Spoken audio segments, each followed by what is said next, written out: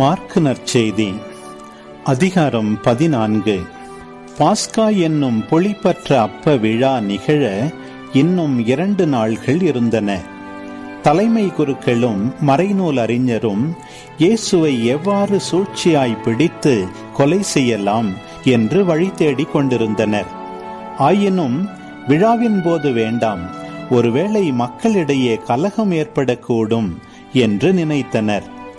இயேசு பெத்தானியாவில் தொழுநோயாளர் சீமோன் இல்லத்தில் இருந்தார். அங்கே பந்தியில் அமர்ந்திருந்த போது லாமிச்சை நறுமண தைலம் கொண்ட படிகச் சிமிழுடன் பெண் ஒருவர் வந்தார். அந்த தைலம் கலப்பற்றது, விலையுயர்ந்தது. அவர் அப்படிகச் சிமிழை உடைத்து இயேசுவின் தலையில் ஊற்றினார். ஆனால் அங்கிருந்த சிலர் கோபமடைந்து, இந்த தைலத்தை இவ்வாறு வீணாக்குவதேன்?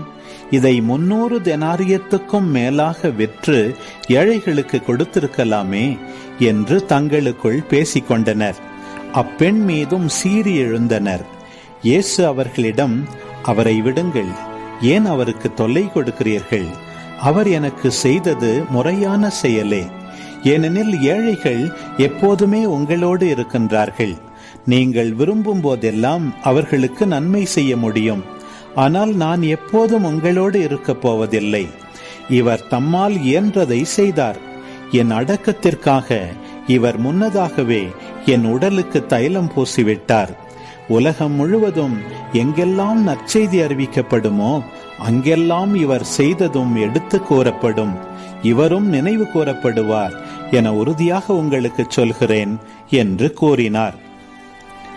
12 ஒருவனாகிய யூதாசு இஸ்காரியோத்து இயேசுவை காட்டிக் கொடுக்கும் நோக்கத்தோடு தலைமை குருக்களிடம் சென்றான். அவர்கள் அதை அறிந்து மகிழ்ச்சியுற்று அவனுக்கு பணம் கொடுப்பதாக வாக்களித்தனர். அவனும் அவரை எப்படி காட்டிக் கொடுக்கலாம் என்று வாய்ப்பு தேடிக் கொண்டிருந்தான். புளிப்பற்ற அப்ப விழாவின் முதல் நாள் வந்தது. பாஸ்கா ஆட்டுக்குட்டியை பலியிடும் அந்நாளிலே இயேசுவின் சீடர், நீர் பாஸ்கா விருந்துண்ண நாங்கள் எங்கே சென்று ஏற்பாடு செய்ய வேண்டும் என விரும்புகிறீர் என்று கேட்டார்கள். அவர் பின்வருமாறு கூறி தம் சீடருள் 2 அனுப்பினார். நீங்கள் புறப்பட்டு நகருக்குள் செல்லுங்கள். மண் குடத்தில் தண்ணீர் சுமந்து கொண்டு ஓர் ஆள் உங்களுக்கு எதிரே வருவார். அவர் பின்னே செல்லுங்கள். அவர் எந்த வீட்டுக்கு செல்கிறாரோ அந்த வீட்டின் உரிமையாளரிடம், நான் என் சீடர்களோடு பாஸ்கா விருந்து உண்பதற்கான என் அறை எங்கே என்று போதகர் கேட்கச் சொன்னார் என கூறுங்கள். அவர் மேல் மாடியில் ஒரு பெரிய அறையை காட்டுவார். அது தேவையான வசதிகளோடு தயார் நிலையில் இருக்கும். அங்கே நமக்கு ஏற்பாடு செய்யுங்கள். சீடர்கள் சென்று நகரை அடைந்து தங்களுக்கு அவர் சொல்லியவாறே அனைத்தையும் கண்டு பாஸ்கா விருந்துக்கு ஏற்பாடு செய்தார்கள். மாலை வேளையானதும் இயேசு 12 வந்தார். அவர்கள் பந்தியில் அமர்ந்து உண்டு கொண்டிருந்த பொழுது இயேசு, என்னோடு உண்ணும் உங்களுள் ஒருவன் என்னை காட்டிக் கொடுப்பான் என உறுதியாக உங்களுக்கு சொல்கிறேன் என்றார். அவர்கள் வருத்தமுற்று ஒருவர் பின் ஒருவராக, நானோ நானோ என்று அவரிடம் கேட்கத் தொடங்கினார்கள். அதற்கு அவர், அவன் 12 ஒருவன், என்னுடன் பாத்திரத்தில் தொட்டு உண்பவன். மானிட மகன் தம்மை பற்றி மறைநூலில் எழுதியுள்ளவாறே போகிறார். ஆனால் ஐயோ, அவரை காட்டிக் கொடுக்கிறவனுக்கு கேடு. அம்மனிதன் பெறவாதிருந்தால் அவனுக்கு நலமாயிருக்கும் என்றார். அவர்கள் உண்டு கொண்டிருந்த பொழுது அவர் அப்பத்தை எடுத்து கடவுளை போற்றி அதை பிட்டு அவர்களுக்கு கொடுத்து, இதை பெற்றுக்கொள்ளுங்கள், இது எனது உடல் என்றார். பின்பு அவர் கிண்ணத்தை எடுத்து கடவுளுக்கு நன்றி செலுத்தி அவர்களுக்கு கொடுத்தார். அனைவரும் அதிலிருந்து பருகினர். அப்பொழுது அவர் அவர்களிடம், இது எனது உடன்படிக்கையின் இரத்தம், பலருக்காக சிந்தப்படும் இரத்தம். இனிமேல் இறை ஆட்சி வரும் அந்நாளில்தான் நான் திராட்சை பழ ரசத்தை குடிப்பேன். அதுவரை ஒருபோதும் குடிக்க மாட்டேன் என உறுதியாக உங்களுக்கு சொல்கிறேன் என்றார். அவர்கள் புகழ்பாடல் பாடிவிட்டு ஒலிவ மலைக்கு சென்றார்கள். இயேசு அவர்களிடம், நீங்கள் அனைவரும் ஓடிப்போவீர்கள், ஏனெனில் ஆயரை வெட்டுவேன், அப்போது ஆடுகள் சிதறடிக்கப்படும் என்று மறைநூலில் எழுதியுள்ளது. ஆனால் நான் உயிருடன் எழுப்பப்பட்ட பின்பு உங்களுக்கு முன்பே கலிலேயாவுக்கு போவேன் என்றார். பேதுரு அவரிடம், எல்லாரும் ஓடிப்போய்விட்டாலும் நான் அவ்வாறு செய்ய மாட்டேன் என்றார். இயேசு அவரிடம், இன்றிரவில் சேவல் 2 முறை கூவும் முன் 3 முறை நீ என்னை மறுதலிப்பாய் என உனக்கு சொல்கிறேன் என்றார். அவரோ, நான் உம்மோடு சேர்ந்து இறக்க வேண்டியிருந்தாலும் உம்மை ஒருபோதும் மறுதலிக்க மாட்டேன் என்று மிக அழுத்தமாக சொன்னார். அப்படியே அவர்கள் அனைவரும் சொன்னார்கள். பின்னர் இயேசுவும் சீடர்களும் கெத்சமனி என்னும் பெயர் கொண்ட ஓர் இடத்திற்கு வந்தார்கள். அங்கே அவர் தம் சீடரிடம், நான் இறைவனிடம் வேண்டும் வரை நீங்கள் இங்கே அமர்ந்திருங்கள் என்று கூறி பேதுரு, யாக்கோபு, யோவான் ஆகியோரை தம்முடன் கூட்டிச் சென்றார். அப்போது அவர் திகிலும் மனக்கலக்கமும் அடைய தொடங்கினார். அவர், எனது உள்ளம் சாவு வரும் அளவுக்கு ஆழ்துயரம் கொண்டுள்ளது, நீங்கள் இங்கேயே தங்கி விழித்திருங்கள் என்று அவர்களிடம் கூறினார். சற்று அப்பால் சென்று தரையில் விழுந்து, முடியுமானால் அந்த நேரம் தம்மை விட்டு விலகுமாறு இறைவனிடம் வேண்டினார். அப்பா, தந்தையே, எல்லாம் உம்மால் இயலும், இத்துன்ப கிண்ணத்தை என்னிடமிருந்து அகற்றும், ஆனாலும் என் விருப்பப்படி அல்ல, உம் விருப்பப்படியே நிகழட்டும் என்று கூறினார். அதன் பின்பு அவர் வந்து அவர்கள் உறங்கிக் கொண்டிருப்பதை கண்டு பேதுருவிடம், சீமோனே, உறங்கிக் கொண்டாயிருக்கிறாய்? 1 மணி நேரம் விழித்திருக்க உனக்கு வலுவில்லையா? உங்கள் மனம் ஆர்வமுடையதுதான், ஆனால் உடல் வலுவற்றது. எனவே சோதனைக்கு உட்படாதிருக்க விழித்திருந்து இறைவனிடம் வேண்டுங்கள் என்றார். அவர் மீண்டும் சென்று அதே வார்த்தைகளை சொல்லி இறைவனிடம் வேண்டினார். அவர் திரும்பவும் வந்தபோது அவர்கள் உறங்கிக் கொண்டிருப்பதை கண்டார். அவர்களுடைய கண்கள் தூக்க கலக்கமாயிருந்தன.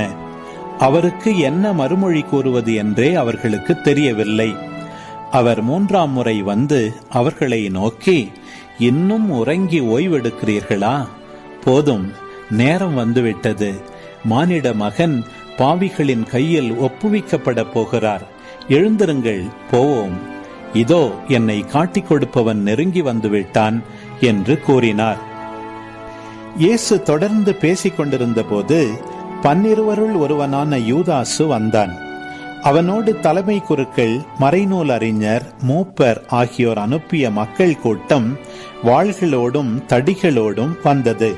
அவரை காட்டிக் கொடுக்கவிருந்தவன், நான் ஒருவரை முத்தமிடுவேன், அவர்தாம் இயேசு, அவரை பிடித்து காவலோடு கொண்டு போங்கள் என்று அவர்களுக்கு அடையாளம் சொல்லியிருந்தான். அவன் வந்ததும் உடனடியாக அவரை அணுகி, ரபி என கூறிக்கொண்டே அவரை முத்தமிட்டான். அவர்களும் அவரை பற்றி பிடித்து கைது செய்தனர். அருகில் நின்று கொண்டிருந்தவர்களுள் ஒருவர் தம் வாளை உருவி தலைமை குருவின் பணியாளரை தாக்கி அவருடைய காதை துண்டித்தார். இயேசு அவர்களை பார்த்து, கள்வனை பிடிக்க வருவது போல வாள்களோடும் தடிகளோடும் என்னை கைது செய்ய வந்தது ஏன்? நான் நாள்தோறும் கோவிலில் கற்பித்துக் கொண்டு உங்களோடு இருந்தேன், நீங்கள் என்னை பிடிக்கவில்லையே. ஆனால் மறைநூலில் எழுதப்பட்டுள்ளவை நிறைவேற வேண்டும் என்றார். அப்போது சீடர் அனைவரும் அவரை விட்டுவிட்டு தப்பி ஓடினர். இளைஞர் ஒருவர் தம் வெறும் உடம்பின் மீது ஒரு நார்பட்டு துணியை போர்த்தி கொண்டு அவர் பின்னே சென்றார். அவரை பிடித்தார்கள். ஆனால் அவர் துணியை விட்டுவிட்டு ஆடையின்றி தப்பி ஓடினார். அவர்கள் இயேசுவை தலைமை குருவிடம் கூட்டிச் சென்றார்கள். எல்லா தலைமை குருக்களும் மூப்பர்களும் மறைநூல் அறிஞர்களும் ஒன்று கூடினார்கள். பேதுரு தொலையில் அவரை பின்தொடர்ந்தார். தலைமை குருவின் வீட்டு உள்முற்றம் வரை வந்து காவலரோடு உட்கார்ந்து நெருப்பின் அருகே அவர் குளிர்காய்ந்து கொண்டிருந்தார். தலைமை குருக்களும் தலைமை சங்கத்தார் அனைவரும் இயேசுவுக்கு மரண தண்டனை விதிக்க அவருக்கு எதிராக சான்று தேடினார்கள். ஆனால் ஒன்றும் கிடைக்கவில்லை. பலர் அவருக்கு எதிராக பொய்ச்சான்று சொன்னார்கள். ஆனால் அச்சான்றுகள் ஒன்றுக்கொன்று முரண்பட்டிருந்தன.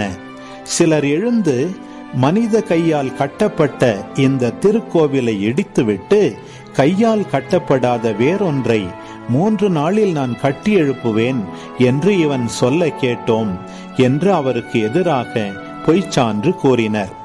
அப்படியும் அவர்களுடைய சான்று ஒத்து வரவில்லை. அப்பொழுது தலைமை குரு எழுந்து அவர்களின் நடுவே நின்று, இவர்கள் உனக்கு எதிராக கூறும் சான்றுக்கு மறுமொழி ஒன்றும் கூறமாட்டாயா என்று இயேசுவை கேட்டார். ஆனால் அவர் பேசாதிருந்தார். மறுமொழி ஒன்றும் அவர் கூறவில்லை. மீண்டும் தலைமை குரு, போற்றுதற்குரிய கடவுளின் மகனாகிய மெசியா நீதானோ என்று அவரை கேட்டார். அதற்கு இயேசு, நானே அவர். மேலும் மானிட மகன் வல்லவராம் கடவுளின் வலப்புறத்தில் வீற்றிருப்பதையும் வான மேகங்கள் சூழ வருவதையும் காண்பீர்கள் என்றார். தலைமை குருவோ தம் அங்கியை கிழித்து கொண்டு, இன்னும் நமக்கு சான்றுகள் தேவையா? இவன் கடவுளை பழித்துரைத்ததை கேட்டீர்களே, உங்களுக்கு என்ன தோன்றுகிறது என்று கேட்க, அவர்கள் அனைவரும் இவன் சாக வேண்டியவன் என்று தீர்மானித்தார்கள். பின்பு சிலர் அவர் மேல் துப்பவும் அவர் முகத்தை மூடி அவரை கையால் குத்தி, இறைவாக்கினனே யார் எனச் சொல் என்று கேட்கவும் தொடங்கினர். காவலரும் அவரை கன்னத்தில் அறைந்தனர். அப்பொழுது பேதுரு கீழே முற்றத்தில் இருக்க, தலைமை குருவின் பணிப்பெண் ஒருவர் வந்து பேதுரு குளிர் காய்ந்து கொண்டிருக்க கண்டு அவரை கூர்ந்து நோக்கி, நீயும் இந்த நாசரேத்து இயேசுவோடு இருந்தவன்தானே என்றார். அவரோ, நீர் சொல்வது என்னவென்று எனக்கு தெரியவில்லை, புரியவும் இல்லை என்று மறுதலித்து வெளிமுற்றத்திற்கு சென்றார். அப்பொழுது சேவல் கூவிற்று. அந்த பணிப்பெண் அவரை கண்டு சூழ இருந்தவர்களிடம், இவனும் அவர்களைச் சேர்ந்தவன்தான் என்று மீண்டும் கூறத் தொடங்கினார். அவர் மீண்டும் மறுதலித்தார். சற்று நேரத்திற்கு பின் சூழ இருந்தவர்களும், உண்மையாகவே நீ அவர்களைச் சேர்ந்தவனே, ஏனெனில் நீ ஒரு கலிலேயன் என்று மீண்டும் பேதுருவிடம் கூறினார்கள். அவரோ, நீங்கள் குறிப்பிடுகின்ற இந்த மனிதனை எனக்கு தெரியாது என்று சொல்லி சபிக்கவும் ஆணையிடவும் தொடங்கினார். உடனே 2ஆம் முறை சேவல் கூவிற்று. அப்பொழுது சேவல் 2 முறை கூவும் முன் நீ என்னை 3 முறை மறுதலிப்பாய் என்று இயேசு தமக்கு கூறிய சொற்களை பேதுரு நினைவு கூர்ந்து மனமுடைந்து அழுதார்.